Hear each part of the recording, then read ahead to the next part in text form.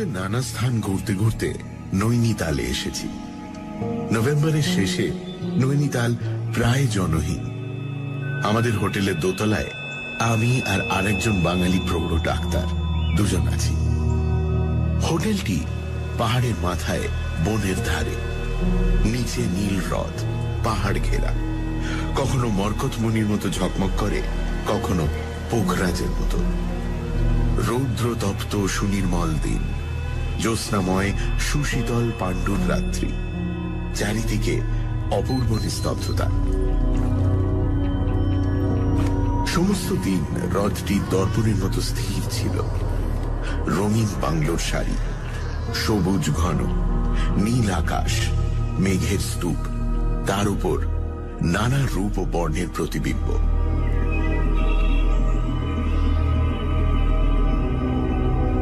সন্ধেবেলায় পশ্চিম আকাশে মেঘপুঞ্জের রঙের ঠেলাঠেলি। আকাশ হোলি খেলায় মেতে উঠল, হ্রদ সুবর্ণবর্ণ। তারপর পাইন বনের পিছনে চাঁদ উঠল। পাহাড়ের তলায় ঘন অন্ধকারময় হ্রদ, রহস্যময়ী নারীর কালো চোখের মতো। ডিনার খেয়ে যখন ঘরের সামনে কাঁচ ঘেরা বারান্দায় বসলুম, বৃষ্টি পড়ছে। চারিদিকে ঘন অন্ধকার। দেবদারু বন আন্দোলিত করে ঝোড়ো বাতাস উঠছে চাপা কান্নার মতো। বারান্দায় বসে থাকা গেল না। ঝড়ের জন্য নয়, দাঁতে অসহ্য বেদনা অনুভব করলুম। বাঁ মাড়ির শেষে একটু ব্যথা দুদিন ধরেই রয়েছে। সারা রাতে ঝড়ের মধ্যে ব্যথা অসহ্য মনে হল। দাঁতের স্নায়ুগুলি যেন ছিঁড়ে যাচ্ছে ভয়ঙ্কর যন্ত্রণায়। ঘরে ঢুকে দেখলুম অ্যাসপিরিন বা বেদনানাশক কোনো ওষুধ সঙ্গে নেই। রাত 12টা হবে, বাইরে ঝড় উঠেছে। ওষুধের জন্য কোথায় যাওয়া যায়? মনে পড়ল আমার ঘরের পরে দুটি খালি ঘর, আর তার পরেরটাতেই প্রৌঢ় ডাক্তার সরকার আছেন। তার কাছে নিশ্চয়ই কোনো ওষুধ পাওয়া যাবে। ডাক্তারের সঙ্গে একদিন সামান্য আলাপ হয়েছিল। অদ্ভুত মানুষ মনে হয়। তিনি সমস্ত পৃথিবী দুবার পরিভ্রমণ করেছেন। কোনদিন দেখি বারান্দায় বেতের ইজি চেয়ারে স্তব্ধ হয়ে বসে আকাশে মেঘের লীলা, হ্রদের খেলা দেখছেন। কোনদিন দেখি মোটা চাবুক হাতে ঘোড়ায় চড়ে ছুটে চলেছেন ভীমতালের দিকে। 6 ফুট লম্বা, দীর্ঘ দেহ, সুঠাম, দৃঢ়, বৃদ্ধ শাল গাছের মতো। সবসময় ছাই রঙের একটা স্যুট পরে, চোখে কালো কাঁচের চশমা, নাকের ডগায় লাল ছাপ কাঁচ ঢাকা ফ্রেমের নিচে টকটক করে। দাঁতের যন্ত্রণা অসহ্য হয়ে উঠল। ডাক্তারের ঘরে যাওয়া ছাড়া উপায় নেই। করিডোরের এক কোণে একটি আলো মৃদু জ্বলছে। ডাক্তারের ঘরের দরজার উপর 3টে টোকা দিয়ে ডাক দিল, ডাক্তার সরকার। ভেতর থেকে উত্তর এলো, আসুন। দরজা ভেজানো ছিল, একটু ঠেলতেই খুলে গেল। ঘরে প্রবেশ করে দেখলুম স্প্রিং গদিওয়ালা রেক্সিন মোড়া লম্বা সোফাতে ডাক্তার সরকার আধশোয়া ভাবে সামনের জানলার দিকে চেয়ে। জানলার কাঁচের উপর বৃষ্টি ঝড় আছড়ে পড়ছে ক্ষুব্ধ সমুদ্রের মতো। বাইরে ঝড়ের আর্তনাদ, কিন্তু ঘরের ভেতরে অদ্ভুত স্তব্ধতা। সোফার পেছনটা দরজার দিকে। ডাক্তার সরকার আমার প্রবেশ দেখতে পাননি। তিনি বলে উঠলেন, আসুন হ্যাঁ রোজেনবার্গ, আপনার প্রতীক্ষাই করছিলাম। হ্যাঁ রোজেনবার্গ? এই হোটেলে কোনো জার্মানকে তো দেখিনি। চেঁচিয়ে বললুম, আমি কিছু মনে করবেন না, দাঁতের অসহ্য যন্ত্রণা। চমকে তিনি লাফিয়ে উঠে দাঁড়ালেন। চশমার কালো কাঁচ ঢাকা চোখ দেখা গেল না, কিন্তু কুঞ্চিত কপালের উপর কালো সাদা চুলগুলি চকচক করতে লাগলো। ও, আপনি কিসাই? আরে দেখুন না, দাঁতে ভীষণ ব্যথা। যদি আপনার কাছে কোনো ওষুধ টষুধ থাকে, মানে আমার অ্যাসপিরিন। ব্যথা? ভালো তো। যত ব্যথা পাবেন জীবনকে তত গভীরভাবে অনুভব করবেন। যার যত বেদনা বোধ সে তো তত উচ্চ স্তরের জীব। দেখুন, ডাক্তার যদি দার্শনিক হয়ে ওঠেন, রোগীর অবস্থা বড় সঙ্গীন হয়। ডাক্তার দার্শনিক? কোথায় ব্যথা বলুন? দাঁতে, এই তো বাঁ মাড়িতে। স্নায়ুগুলো একেবারে ছিঁড়ে যাচ্ছে। থাক, ব্যথার বর্ণনা করতে হবে না, আমি বুঝেছি। বসুন বসুন, ওই সোফায় বসুন। কি লেখার আপনি ভালোবাসেন? কুমেল, বেনেডিক্টাইন? আমার কাছে কয়েক রকম আছে মাত্র। সামনে ছোট টেবিলে নানা বর্ণ ও আকৃতির বোতল ও ছোট বড় লিকার গ্লাস।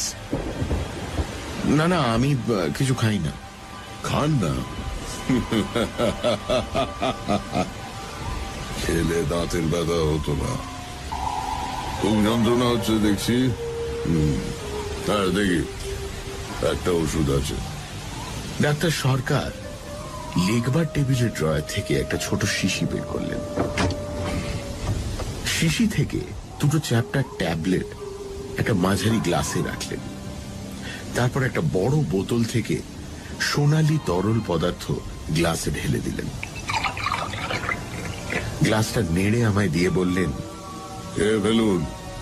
একটু হালকা ওয়াইন মিশিয়ে দিলাম, ওতে ওষুধের কাজ ভালোই হবে। আর আমার ঘরে জল নেই, চাকরটা সন্ধ্যে থেকে পলাতক। ভাবুন, ওষুধের অনুপান হচ্ছে দক্ষিণ ফ্রান্সের সূর্যলোক পুষ্ট রক্তিম দ্রাক্ষারস। ব্যথা দূর করার জন্য তখন কেউ হাতে বিষ দিয়ে দিলেও খেয়ে ফেলত। ট্যাবলেট মিশানো ওয়াইন এক চুমুকে খেয়ে ফেলল। ডাক্তার সরকার আমার মুখোমুখি বসলেন, সোফায় হেলান দিয়ে। ছোট গ্লাস থেকে এক চুমুক ওয়াইন খেয়ে বললেন, কেমন মনে হচ্ছে? ব্যথা একটু কম মনে হচ্ছে।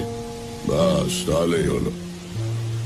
বেদনা হয়তো আপনার আগেকার মতোই আছে, তবে ওই যে মনে হচ্ছে বেদনা নেই, তাহলেই হলো। আসল হচ্ছে মন দিয়ে যা অনুভব না করি তাই দিচ্ছে। বসুন, গল্প করা যাক। এই ঝড়ের রাত্রে কি আর এখন ঘুম হবে? তো বেশ, তো আপনি একটা গল্প বলুন না। আপনার জীবনে তো অনেক অভিজ্ঞতা, কত দেশ, কত রকম মানুষ দেখেছেন। তারপর আপনি ডাক্তার, কত রকমের রোগী। ডাক্তারের রোগী দেখা ক্লিনিক্যাল আই দিয়ে দেখা, সত্যিকারে দেখা নয়। যে দেখায় বেদনা নেই, হৃদয়ের ব্যথা নেই, আতঙ্ক নেই, সে দেখা সত্যি দেখা নয়। কিন্তু দেখায় আনন্দও তো থাকতে পারে। হ্যাঁ, কিন্তু সব গভীর আনন্দের সঙ্গেই তীব্র বেদনা রয়েছে। শুধু মানুষের মনের ব্যথা নয়, দেহের ব্যথাকেও যত রকম ভাবে, যত নতুন নতুন করে জানতে পারবেন, জীবনকে তত গভীরভাবে জানবেন, প্রাণের মর্মস্থলে গিয়ে পৌঁছবেন। এই দেহ মনের বেদনার অভিজ্ঞতায় আমাদের সত্তা গড়ে ওঠে, আমাদের ব্যক্তিত্ব প্রকাশিত হয়। আপনার জীবনে তো বহু অভিজ্ঞতা আছে মনে হয়। নব নব অনুভূতি লাভের তৃষ্ণা আমাকে সারা জীবন দিশেহারা করেছে। ডাক্তার রূপে আমাকে দেখতে হয়েছে মানুষের দেহ মনের ভাঙনের রূপ, তারপর বেদনার মুক্তি। সেজন্য প্রকৃতি বা মানব সৃষ্ট পরিপূর্ণ সৌন্দর্য দেখবার জন্য আমি দেশ হতে দেশান্তরে করেছি। দেহের সমস্ত স্নায়ু, শিরা, উপশিরায় রক্তস্রোত দিয়ে প্রাণের গতি, উল্লাস, আনন্দময় অভিব্যক্তি অনুভব করতে চেয়েছি। এমনি ঝড়ের রাত্রে আমি সাঁতরে পদ্মা পার হয়েছি, বন্যায় নগর গ্রাম ভেসে যেতে দেখেছি, কারাকোরাম পর্বতের 17,000 ফিট উঁচুতে তুষার নদী পার হয়ে কাশ্মীর হতে খোটান গেছি, মোটর কারে সাহারা মরুভূমি অতিক্রম করেছি, ইউগান্ডার জঙ্গলে সিংহ মেরেছি। কত অপূর্ব বস্তু, কত অপরূপ দৃশ্য চোখের সামনে ভেসে ওঠে। শ্রীনগরের ডাল হ্রদে রঙিন সন্ধ্যা, শীতের সুইজারল্যান্ডে জ্যোৎস্না রাত্রে তুষার শুভ্রতায় স্লেজ চালানো, লিডোতে ভূমধ্য সাগরের সমুদ্র তীরে সূর্যালোক পান, নিউ ইয়র্কের ফিফথ অ্যাভিনিউয়ের জনতা, জঙ্গল বেষ্টিত অ্যাঙ্কর ওয়াট, বেলজিয়ামের যুদ্ধ ট্রেঞ্চ, অন্ধকার রাত্রে তাজমহল, প্রয়াগে কুম্ভ মেলা, মিসিসিপির ঘন অরণ্য, প্রশান্ত মহাসাগরের উপর এরোপ্লেন, এই সব অভিজ্ঞতা আমার আত্মাকে মূর্ত করেছে বটে, কিন্তু আমার সত্তার বিকাশ হয়েছে মানব অন্তরের বেদনাময় অনুভূতিতে। ডাক্তার সরকার চুপ করলেন। ঝোড়ো বাতাসে কাঁচের জানলা ঝনঝন করে উঠল। অন্ধকার আকাশের এক প্রান্ত থেকে অপর প্রান্ত বিদ্যুৎ চমকে গেল। ঘন নীল পর্দা ঘেরা আলো কেঁপে কেঁপে উঠল। আমি ধীরে বললাম, আচ্ছা, আপনি হের রোজেনবার্গ বলে কারোর জন্য অপেক্ষা করছিলেন কি? ডাক্তার সরকার চমকে সোজা হয়ে বসলেন। তাঁর চশমার কাঁচ চকচক করতে লাগলো অন্ধকার রাত্রে কালো চোখের মতো। বোতল থেকে একটু ওয়াইন ঢেলে পান করে কিছুক্ষণ চুপ করে বসে রইলেন। তারপর আমার দিকে চুরুটের বাক্স এগিয়ে দিয়ে বললেন, একটা চুরুট ধরান, গল্পটা আপনাকে তাহলে বলি। মুনসেনে ডাক্তারি পরীক্ষা পাশ করে আমি কিছুদিন সুইজারল্যান্ডে ড্যাভোসে একটা যক্ষা স্যানিটোরিয়ামে কাজ করি। এমনি নভেম্বর মাসের শেষাশেষি একবার ডাভোস থেকে প্যারিসে আসি। গার্দলিয়াতে যখন নামলাম রাত 11টা হবে। পুলিকে জিনিস বুঝিয়ে দিচ্ছি, ওভারকোটের ওপরে কে থাপ্পড় মারল। আরে ডাক্তার যে! ফিরে দেখি রিচার্ড রোজেনবার্গ, আমার স্যানিটোরিয়ামের একটি রোগী। লোকটির বয়স 40-এর কাছাকাছি হবে। দেখতে আমার চেয়েও লম্বা, বহুদিন রোগে ভুগে শীর্ণ শুষ্ক মুখ, চোখে একটা তীব্র ক্ষুধিত দৃষ্টি। তার বাঁ পায়ের গোড়ালি এক হাড়ে যক্ষা। 6 বছর স্যানিটোরিয়ামে বাস করার পর সেরে গেছে। এখন ক্রাচের সাহায্যে পা তুলে খটখট করে ঘুরে বেড়ায়। লোকটি জাতে সুইস, তার পূর্বপুরুষ এসেছিলেন নরওয়ে থেকে। জুরিখে এক ধনী মহাজনের একমাত্র সন্তান।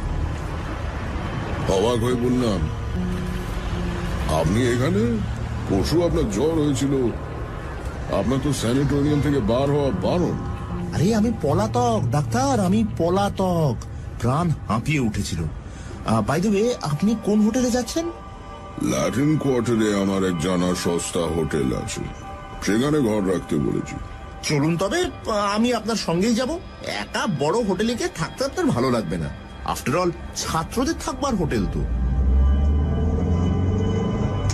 পথে ট্যাক্সিতে রোজেনবার্গ বললেন তার মাথায় মাঝে মাঝে অসহ্য যন্ত্রণা হয়। তার বিশ্বাস তার মস্তিষ্কে ক্যান্সার হয়েছে। জুরিখে এক ডাক্তার নাকি বলেছেন টিউমার হতেও পারে। প্যারিসে বড় ডাক্তার দেখাবার জন্য তিনি স্যানিটোরিয়াম থেকে অনুমতি নিয়ে এসেছেন। তার বিশ্বাস একটা ক্যান্সার কোথাও হচ্ছে। কথাটা আমি বিশ্বাস করলুম না। আমার হোটেলে আমার ঘরের কাছেই রোজেনবার্গের জন্য ঘর ঠিক করে দিল। শোবার উদ্যোগ করছি, এমন সময় ট্রেনের স্যুট বদলে সাজসজ্জা করে রোজেনবার্গ আমার ঘরে এসে ঢুকলেন। বললেন, চলুন একটু বেরোনো যাক। আমি খুবই ক্লান্ত। আরে 6 বছর পর প্যারিসে এলাম, এর মধ্যে শেষ।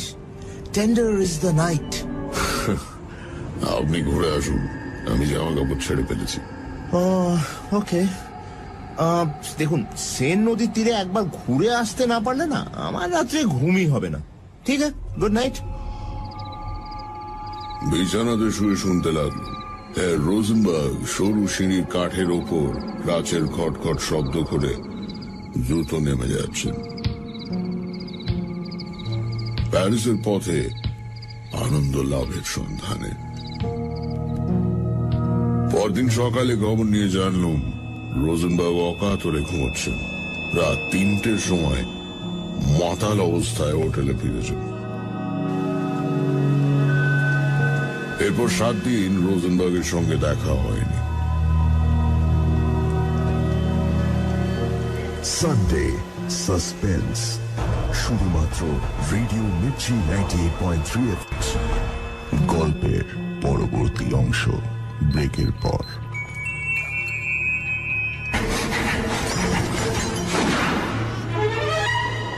সানডে সাসপেন্স, শুধুমাত্র radio Mirchi 98.3 FM A. It's hot. শুনছেন সানডে সাসপেন্স। আজকের গল্প মনীন্দ্রলাল বসুর লেখা ভেনল। দাঁতের ব্যথায় কাতর হয়ে লেখক যান তার হোটেলের পাশের ঘরে ডক্টর সরকারের কাছে। ঘরে ঢুকতেই লেখককে হঠাৎ রোজেনবার্গ বলে ডেকে ওঠেন ডাক্তার। যাই হোক, ওষুধ দেবার পালা মেটে লেখকের অনুরোধেই একটা গল্প বলা শুরু করেন ডাক্তার, রোজেনবার্গের গল্প। তারপর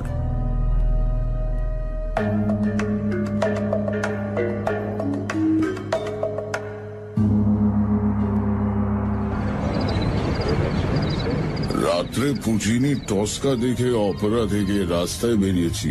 ওভারকোটের ওপর একটা থাপ্পড় মেরে কে বলল, আরে ডাক্তার! পেছনে ফিরে দেখি রিচার্ড রোজেনবার্গ। আরে ডাক্তার, কেমন লাগলো অপেরা?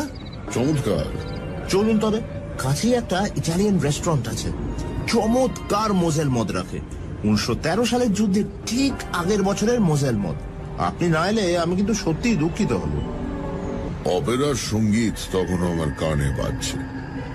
বললুম, চলুন আজ রাত্রে একটু হল্লা করা যাক। হ্যাঁ,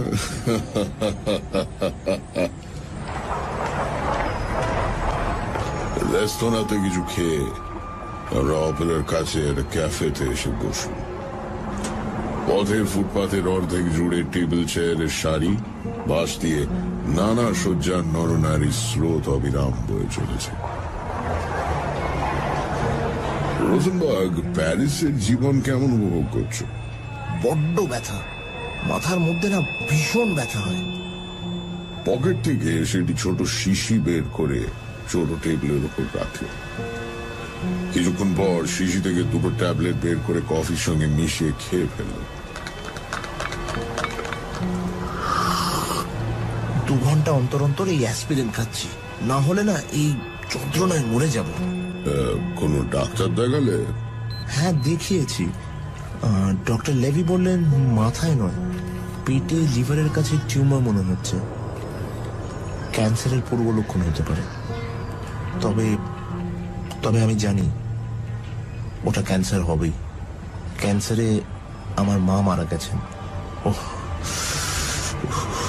সে কি অসহ্য যন্ত্রণা! হঠাৎ সে থামল। দেখলুম জ্বালাময় তীক্ষ্ণ দৃষ্টিতে পথের সুসজ্জিতা বার বিলাসিনীর দিকে সে চেয়ে আছে। 3 সুন্দরী মেয়ে চলেছে শিকারের সন্ধানে।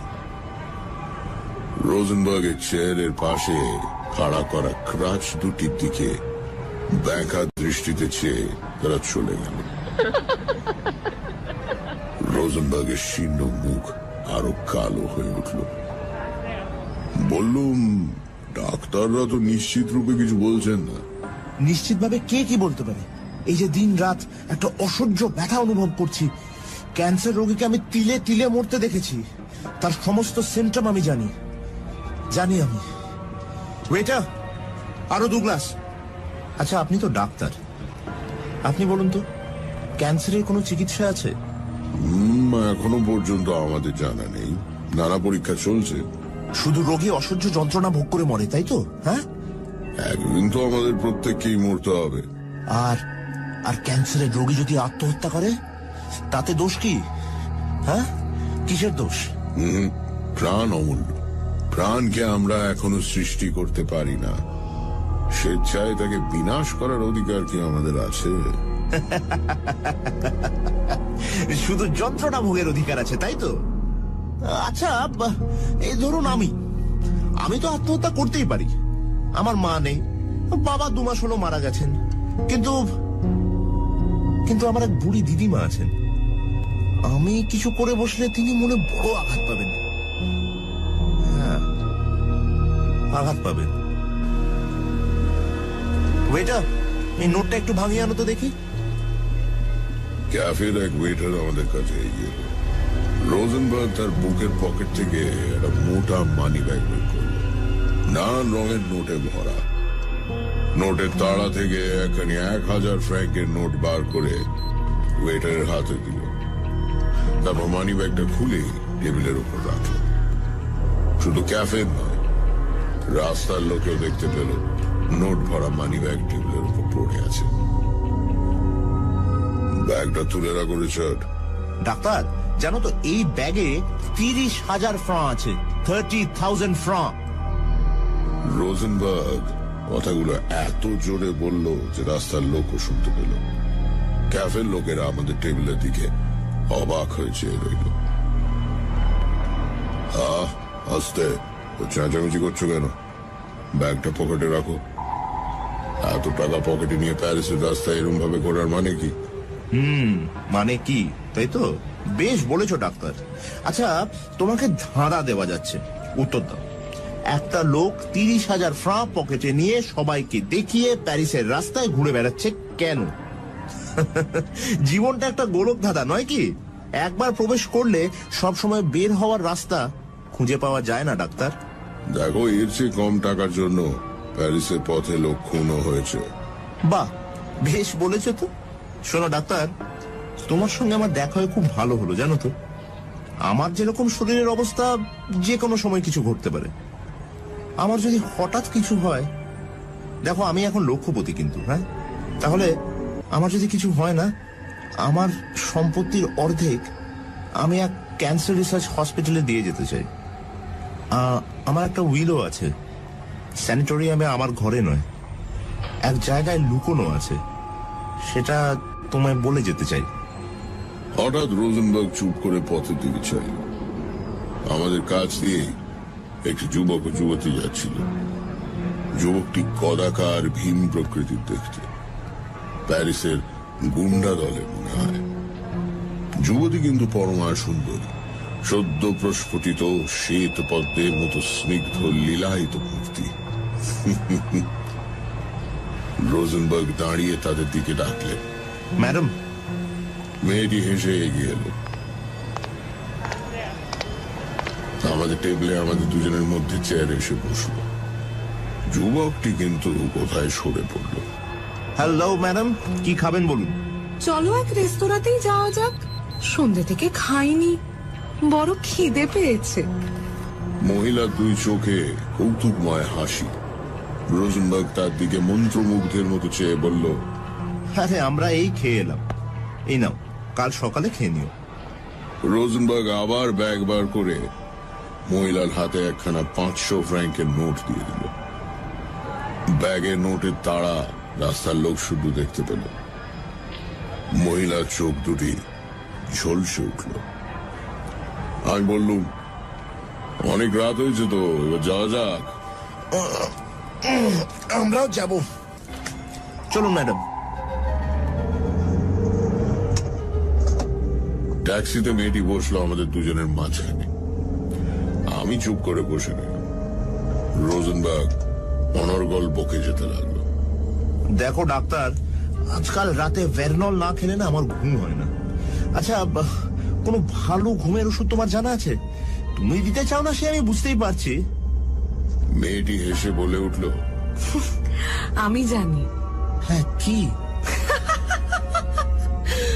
সে বলবো না। তারপর সমস্ত পথ রোজেনবার্গ আমার সঙ্গে ভেরনলের গুণ ও ক্রিয়া সম্বন্ধে আলোচনা করতে করতে এলো। সে 3 থেকে 4টি ট্যাবলেট খায়, কটা ট্যাবলেট খেলে মৃত্যু হওয়ার সম্ভাবনা, ড্যাভোসে কে কবে ভুলে বেশি ভেরনল খেয়ে মরেছে, ইত্যাদি ইত্যাদি। হোটেলে ঢুকে রোজেনবার্গকে একটু আড়ালে ডেকে বললুম, মেয়েটি কে? সে অবাক হয়ে বলল, মেয়েটি? ও ওই মেয়েটি? ওকে ওকে আরে ওকে আমি চিনি না। আমি অবাক হয়ে বললুম, তাহলে তুমি ওকে জানো না? তোমার সঙ্গে এত টাকা রয়েছে, ব্যাগটা না হয়। আর সময় দেখলুম ট্যাক্সির পেছনে আর একটা মোটর কার আসছে। রোজেনবার্গের বিস্তীর্ণ পাণ্ডুর মুখে অদ্ভুত হাসি খেলে গেল। ডাক্তার, এই পৃথিবীতে আমরা কে কাকে চিনি বলতো? মেয়েটিকে নিয়ে রোজেনবার্গ তার ঘরে গেল। আমি আমার ঘরে গিয়ে ক্লান্ত হয়ে বসে পড়ল। বাইরে টিপ টিপ করে বৃষ্টি পড়ছে, বাতাস বইছে খ্যাপা কুকুরের অবিশ্রান্ত আর্তনাদের মতো। সমস্ত হোটেল নিঝুম নিদ্রিত। এই রাত্রে ঘুমোবার আশা নেই।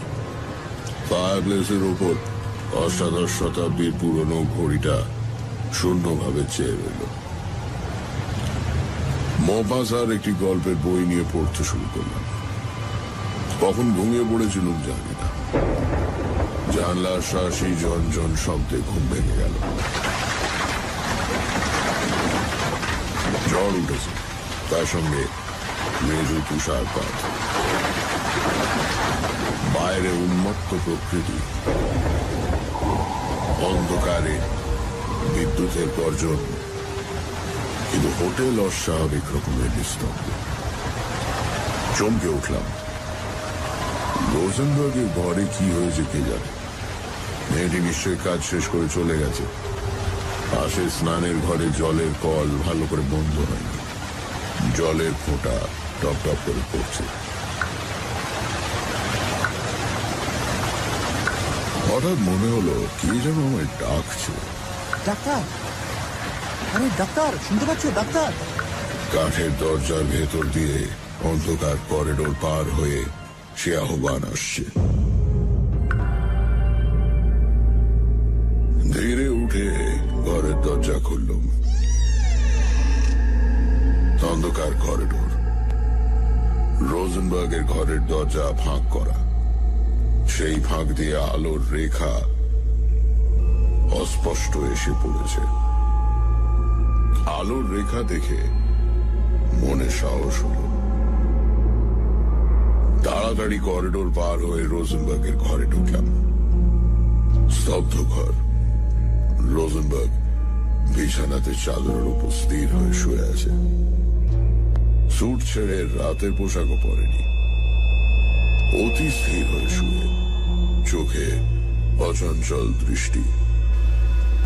পাশে ছোট টেবিলে ভেরনলের শুকনো শিশি, দুটো খালি বোতল ও খালি গ্লাস।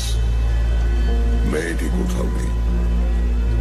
ডাকলো, রোজেনবার্গ, রোজেনবার্গ, রিচার্ড। কোনো সাড়া নেই। কোথায় একটা খটখট শব্দ।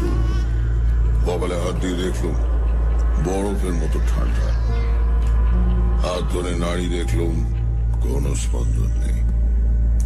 জামা খুলে বুকের উপর কান পেতে শুনতে চেষ্টা করলুম বুকের ধুকপুকানি এখনো একটু আছে কিনা, কিন্তু না। চিরদিনের মতো হৃৎপিণ্ডের স্পন্দন বন্ধ হয়ে গেছে। বাইরে ঝোড়ো বাতাস তখনও গর্জন করছে। বুঝলাম আমার আর কিছু করবার নেই।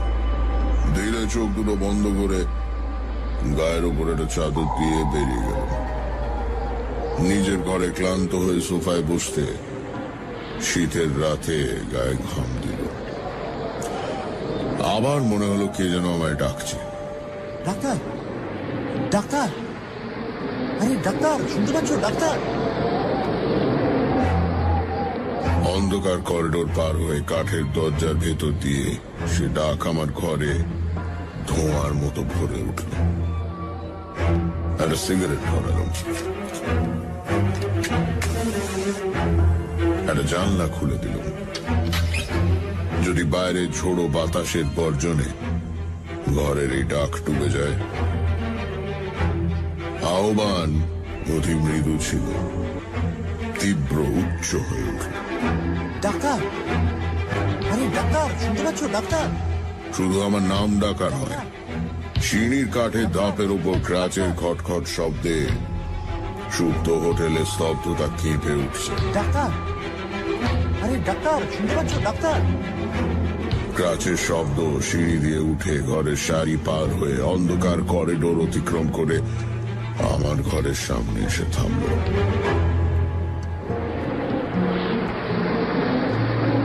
ঘরের দরজার ওপর 3টে টোকা পড়ল।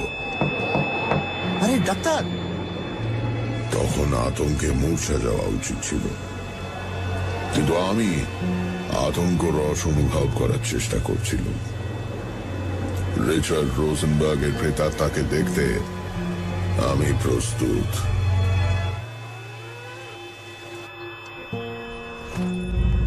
যেন বেতার যন্ত্র থেকে কথাগুলি কানে এলো।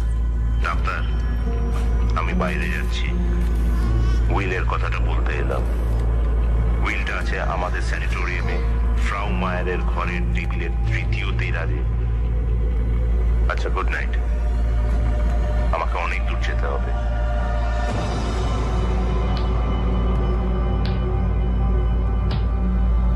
মূর্তি মিলিয়ে গেল। অন্ধকারে বিমূঢ় চোখে চেয়ে রইল। খটখট শব্দ দূর হতে দূরে চলে যাচ্ছে। এতক্ষণে গা শিরশির করে উঠল, হাত পা ঠান্ডা হয়ে আসছে। নিজের বুকে ধুকপুকানি শুনতে পাচ্ছি। 2 ঘর পরে রোজেনবার্গের মৃতদেহ। হঠাৎ করিডোরে কি আলো জ্বালল, চোখ ঝলসে উঠল। সিঁড়িতে যুবক দলের হাসি, যুবতী দলের চঞ্চল পদধ্বনি।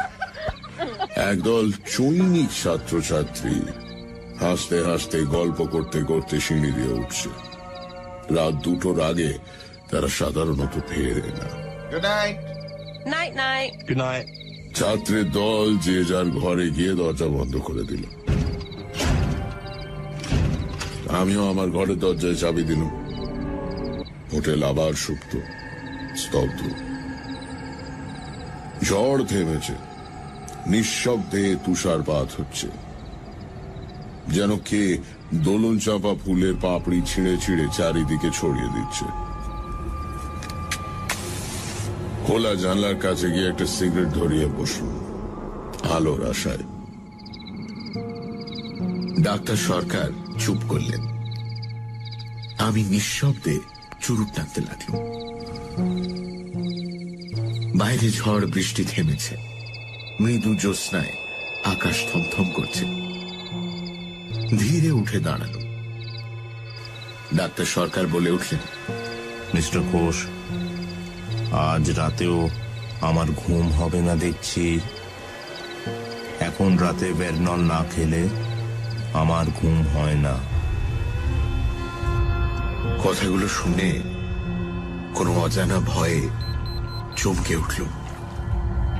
এই যেন ডাক্তার সরকারের কণ্ঠস্বর নয়। দেখুন তো, ওইখানে একটা শিশি আছে। হ্যাঁ, ওই যে হলদে শিশিটা। আমি আর উঠতে পারছি না। পায়ে কেমন ব্যথা হয়েছে। কয়েকটা ট্যাবলেট শিশি থেকে এই গ্লাসে রাখুন তো। জিজ্ঞেস করলুম, কটা? কটা? এই 5-6টা। ওতে কিছু হবে না আমার। ওর কমে ঘুম হয় না। আপনি হয়তো 6টা খেলে। মন্ত্রচালিতের মতো 6টা ট্যাবলেট গ্লাসে ফেলে তার সঙ্গে একটু মদ মিশিয়ে ডাক্তার সরকারকে দিল। তিনি এক চুমুকে সবটা খেয়ে বললেন, একটু বসুন। তারপর চোখ বুজে সোফায় হেলান দিয়ে শুয়ে পড়লেন। আমি চুপ করে বসে রইলাম। পা যেন নাড়তে পারছি না। ঘরের স্তব্ধতা পাথরের মতো ভারী। জানলার কাঁচ ঝকমক করছে ভীত নারীর দৃষ্টির মতো। কতক্ষণ বসেছিলাম জানি না। কালের স্রোত যে বয়ে চলেছে সে অনুভূতি হারিয়ে ফেলেছিল। মনে হলো খটখট শব্দ আসছে। কঠিন মেঝের ওপর ক্রাচের খটখট শব্দ। সে শব্দ সিঁড়িতে উঠে আমার ঘরের পাশ দিয়ে বারান্দা পার হয়ে ঘরের সামনে এসে থামল। দরজার উপর 3টে টোকা। ভয়ে শিউরে উঠল, চেঁচিয়ে বললুম, ডাক্তার সরকার। কোনো সাড়া নেই। প্রাণপণে চেঁচালুম, ডাক্তার সরকার, ডাক্তার সরকার।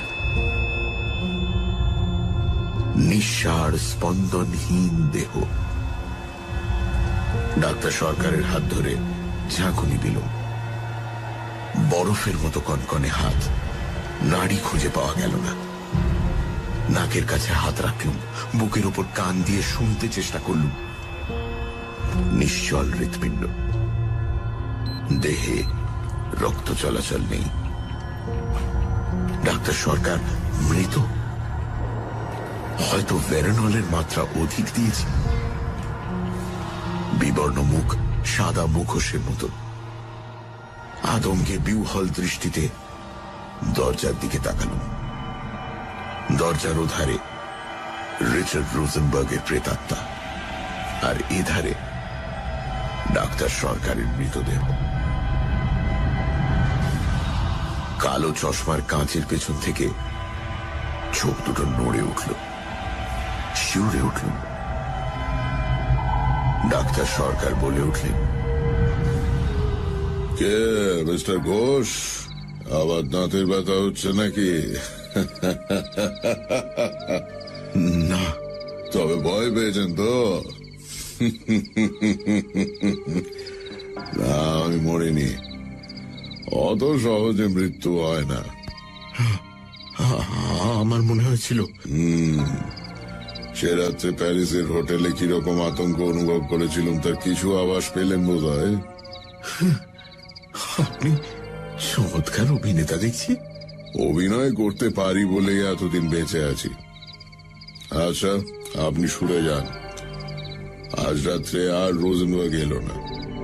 আপনি নিশ্চিন্ত হয়ে শুতে যান, একটু খেয়ে যান, ভালো ঘুম হবে। ও শুনুন, গল্পের শেষটা তো আপনাকে বলা হয়নি। সকালে কিন্তু রোজেনবার্গের মৃতদেহ হোটেলের ঘরে পাওয়া গেল না। 2 দিন পরে সেন নদীর জলে মৃতদেহ পাওয়া গেল। লোকে বলল গুন্ডারা রাতারাতি মৃতদেহ সরিয়ে নিয়ে গেছে, কিন্তু আমার থিওরি হচ্ছে মহিলা ওকে মারেনি। আপনার কি মনে হয়?